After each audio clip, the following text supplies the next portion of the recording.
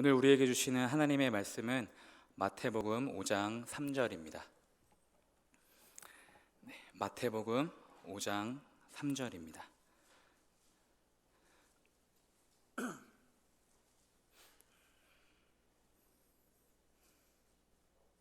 우리 같이 읽겠습니다. 시작.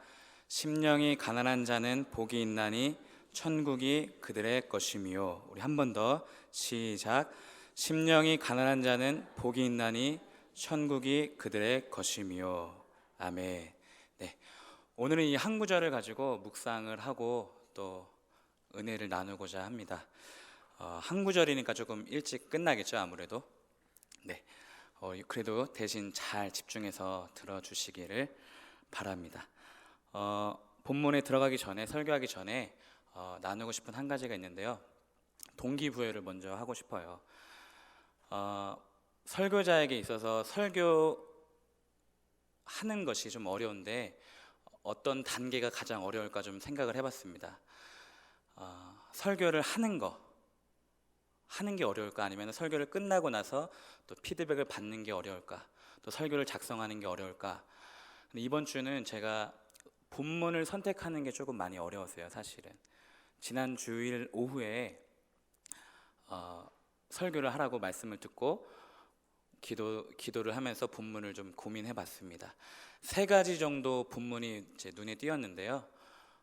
오늘 이 본문을 선택한 이유는 제가 월, 화, 수요일까지 새벽 예배, 또 수요 예배, 어머니 기도회 또 들으면서, 우리 담임 목사님 말씀을 들으면서 하나님이 이 말씀을 그대로 좀 전했으면 좋겠다라는 생각이 들었습니다. 그래서 아마 들으시면서 담임 목사님과 같은 주제로, 오늘 오전과 같은 내용으로 아마 전해질 것 같아요. 그래서 저와 여러분에게 오늘 꼭 은혜가 되는 시간이 되었으면 좋겠습니다.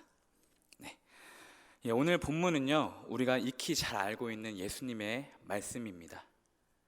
마태복음 5장 3절이요. 심령이 가난한 자는 복이 있나니 천국이 그들의 것이며. 이 구절이 담겨져 있는 이 마태복음 5장에서 7장까지는요, 우리가 잘 알고 있는 산상수훈, 예수님이 산 위에 올라가셔서 산 위에서 제자들에게 가르치신 교훈, 말씀입니다. 복음서 중에 복음서라고 불려요.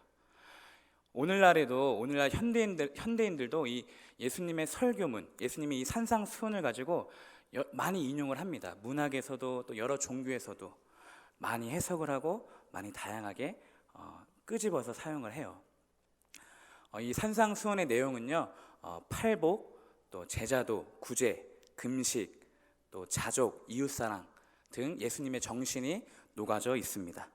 그리고 오늘 본문은요, 이 산상수훈 가운데서도 팔복, 그 팔복 중에서도 첫 번째 복, 예수님이 입을 열어서 첫 번째로 제자들에게 가르쳐 주신 그 말씀을 오늘 여러분과 같이 나누고자 합니다. 예수께서 입을 열어 이르시되 심령이 가난한 자는 복이 있나니 천국이 그들의 것이며. 좀 더 쉬운 세번역 성경은요, 이렇게 나와 있어요. 마음이 가난한 사람은 복이 있다. 하늘나라가 그들의 것이다. 마음이 가난한 사람은 복이 있다. 하늘나라가 그들의 것이다.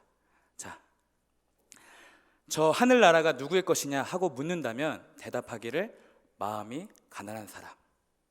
저 천국을 누가 가느냐 하고 묻는다면 여지없이 대답하기를 마음이 가난한 사람. 그러므로 마음 플러스 가난한 사람 이꼴 천국이라는 공식이 나옵니다. 그냥 읽어봐도 마음이 가난한 사람이 천국에 갈 수 있고 또 천국을 얻을 수 있고요. 그렇다면 여기서 마음이 가난하다, 우리가 익히 들어서 잘 알고 있는 말씀인데, 마음이 가난하다라는 건 무슨 뜻일까요? 마음이 가난하다라는 건요, 마음이 부자다라는 것과 정반대의 개념이에요. 또 마음이 가난하다라는 건요, 육체가 가난하다라는 것과는 조금 다른 표현이기도 합니다. 그냥 가난한 거랑 마음이 가난하다라는 건 조금 달라요. 여기서 마음을 이제 원어로 헬라어로 한번 보면요, 성령을 뜻하는 푸뉴마라고 합니다. 푸뉴마. 좀 더 쉬운 영어 성경으로는요, 스피릿, 영혼, 정신, 기분, 마음이라고 합니다.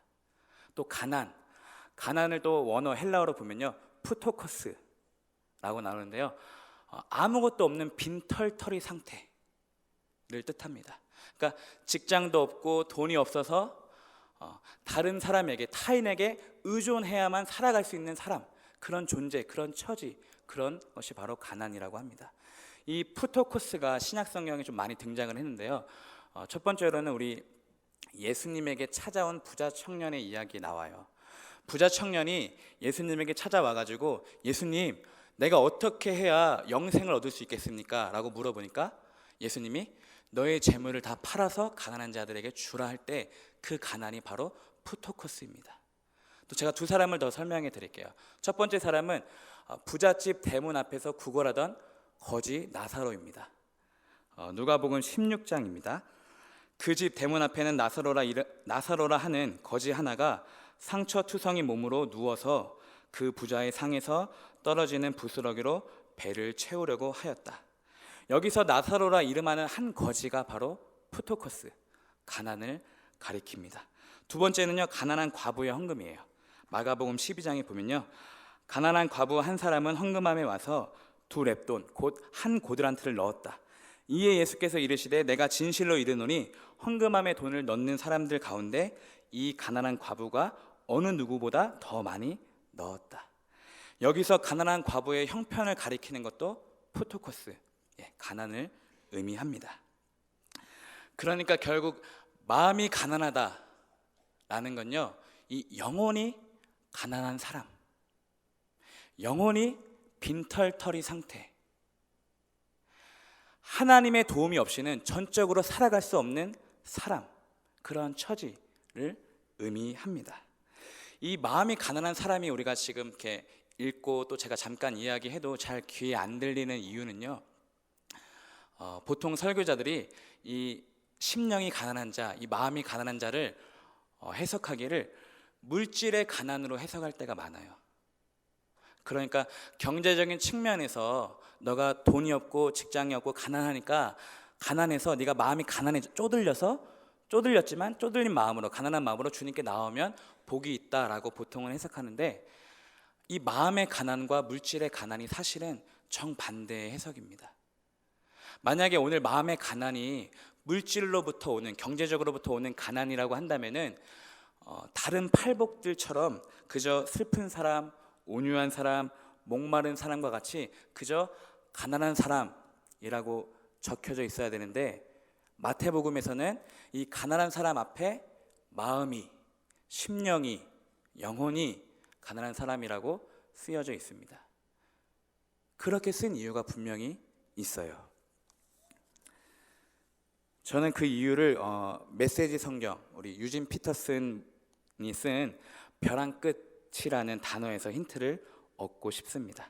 메시지 번역을 제가 한번 읽어드릴게요. 똑같은 5장 3절입니다. 벼랑 끝에 서 있는 너희는 복이 있다. 너희가 작아질수록 하나님과 그분의 다스림은 커진다. 벼랑 끝에 서 있는 너희는, 그러니까 유진 목사님은요, 마음이 가난한 사람을 저 벼랑 끝에 서 있는 사람으로 해석을 했어요. 저 사람이 영혼이 가난한 사람, 심령이 가난한 사람이다 라고 해석을 했어요.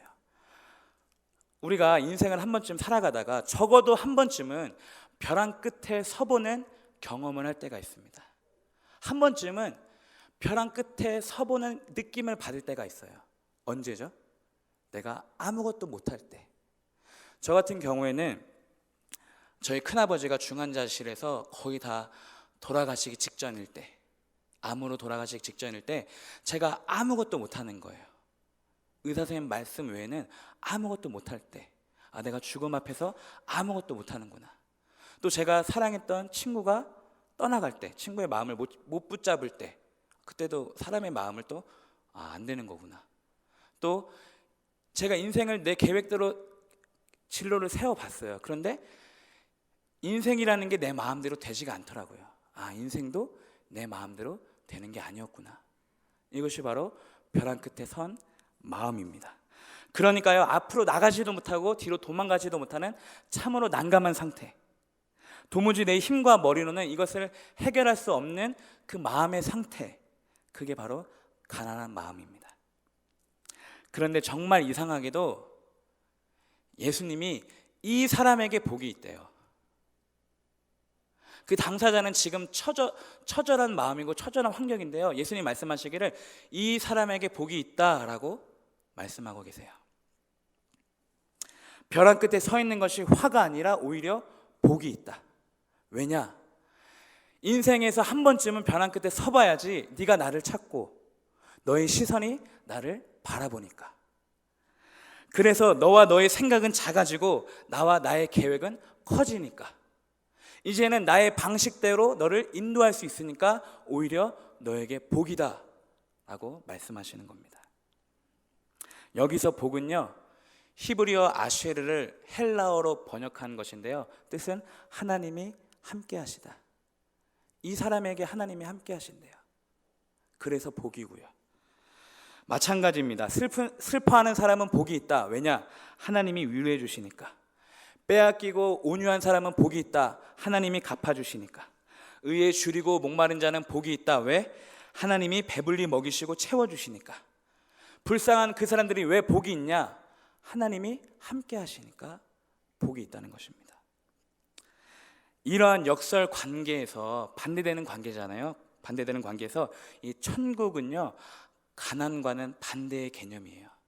가난한 자에게 천국이 임한다고 하는데, 이 천국은 가난과는 반대로 하나님의 부유하심, 그분의 넘쳐나심, 하나님의 주권이 세워져서 하나님이 통치하시고 다스리시는 하나님의 나라. 하나님의 통치에는 반드시 정의가 따르고 그 정의에는 평화가 나타나는, 결과로 평화가 나타나는 하나님의 나라. 인간적인 수고로움으로 얻어지는 상이 아니라 하나님의 긍휼하심에서 비롯되는 하나님의 선물, 그게 복이고요. 이 복은 외적으로 그냥 가난한 사람에게, 가난한 형태, 가난한 사람에게 찾아오는 것이 아니라 가난한 마음의 내적 상태인 사람에게 찾아오는 복입니다. 다시 말해서 나 자신으로부터는 아무것도 먼지만큼도 기대할 수 없고, 나 자신의 무지와 무능력함, 무력함을 철저하게 인정하면서 이제 정말 나는 안 되는구나, 정말 안 되네, 이제 전부 다 하나님이 하셔야 되는구나 라고 깨닫는 사람, 이러한 가난한 내적 상태가 바로 복이라고 합니다. 마음이 가난한 사람. 왜냐하면요, 가난한 마음이야말로 하나님이 일하시기 기뻐하시는 현장이며, 내가 포기하는 끝점이 하나님이 일하시기 시작하는 시작점이기 때문이에요. 이 가난한 마음은 우리 주님의 생애에서도 찾아볼 수가 있습니다. 요한복음 5장에 그분이 말씀하시기를 나는 아무것도 내 마음대로 할 수 없다.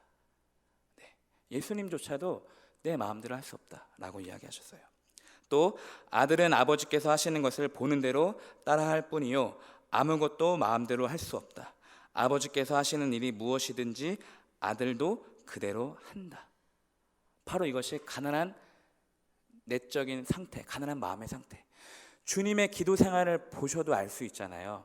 우리 예수님이 얼마나 가난한 심정을 가지고 아버지께 간구하셨는지 우리는 잘 알고 있습니다.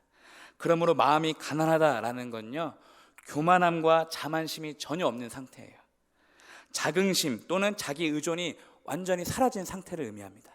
마음이 가난하다라는 건요, 하나님과 우리 인생 앞에서 내가 아무것도 아니라는 것을 느끼면서 나의 비참한 무능을 인정하는 것입니다. 바로 그때서야 우리의 마음으로부터 하나님의 다스림이 시작되는 거예요.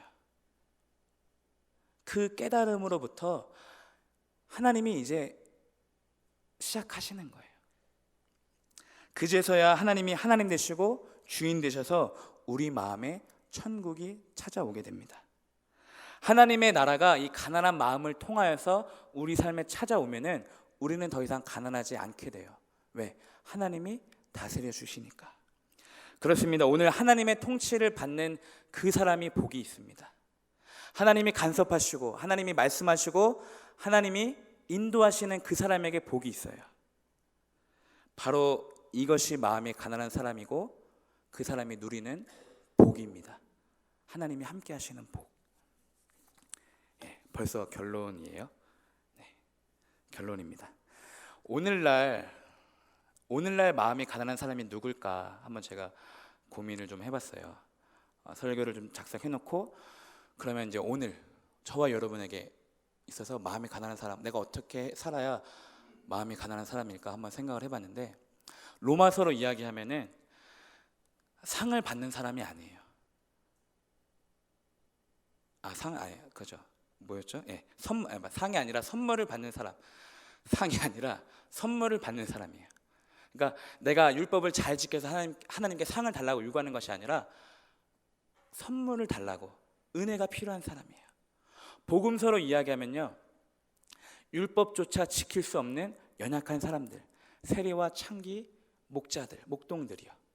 또 어머니 기도회로 이야기하면요, 뜻대로 안 되는 자식 때문에 마음 괴로워하는 그 어머니가 마음이 가난한 사람입니다. 또 베드로로 이야기하면요, 물에 빠져서 살려달라고 소리치는 게 가난한 마음이에요.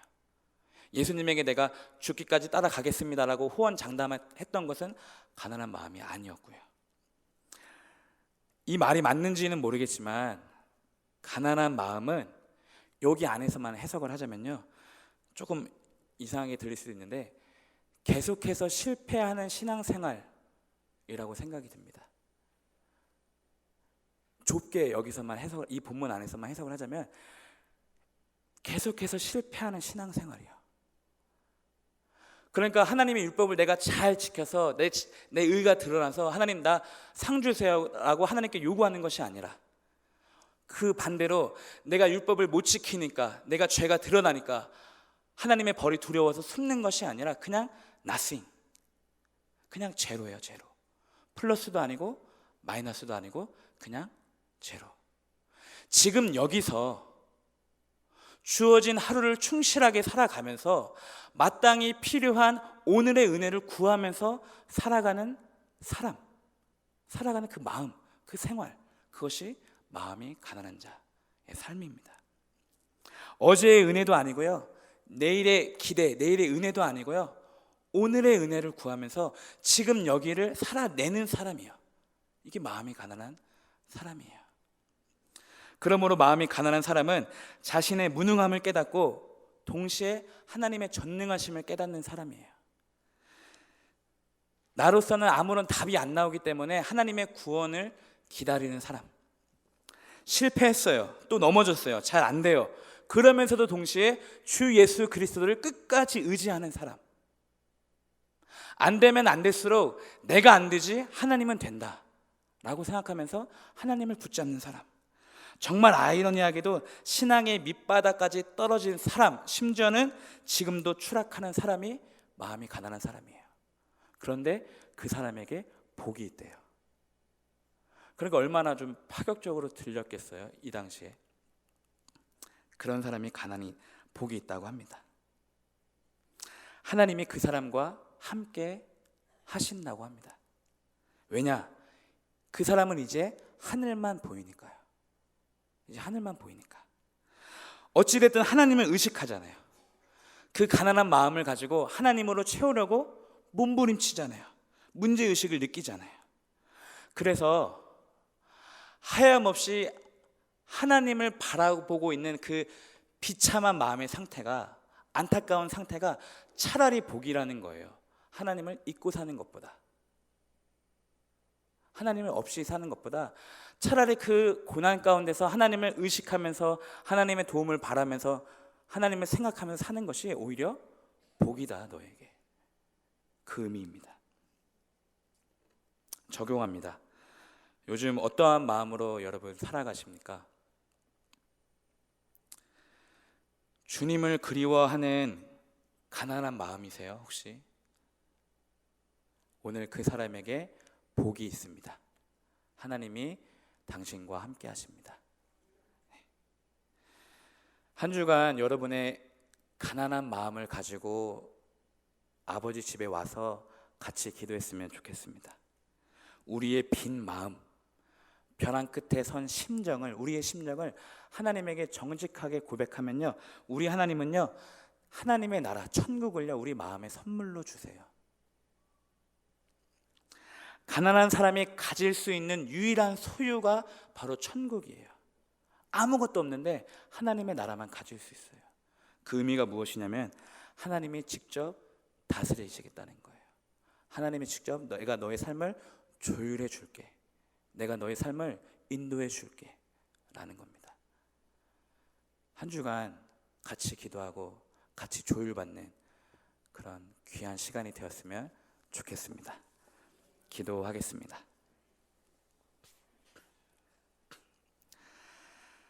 주님, 이 시간 우리의 빈 마음을 주님께 정직하게 고백합니다. 니고데모가 고민했고 바울이 고백한 대로 우리의 가혹한 영적 상태를 주님 솔직하게 아뢰입니다. 아직도 여전히 우리 안에 불신앙이 가득합니다. 주님, 오늘도 우리는 밑바닥 아래서 죄인으로 살아가지만 이 죄 가운데서도 주님을 바라봅니다. 우리의 빈 마음이 주님을 향합니다. 나의 온 정신이 주님께 귀 기울입니다. 이 침체 속에서, 말할 수 없는 침묵 속에서 주님을 신뢰합니다. 저희를 겸손하게 만들어 주시고 타인을 이해하고 품게 하시며 무엇보다 주님의 뜻을 잘 해석하고 주님을 더 알아갈 수 있도록 도와주십시오. 성숙한 길로, 성숙의 길로 인도하여 주옵소서. 예수님의 이름으로 기도드립니다. 아멘.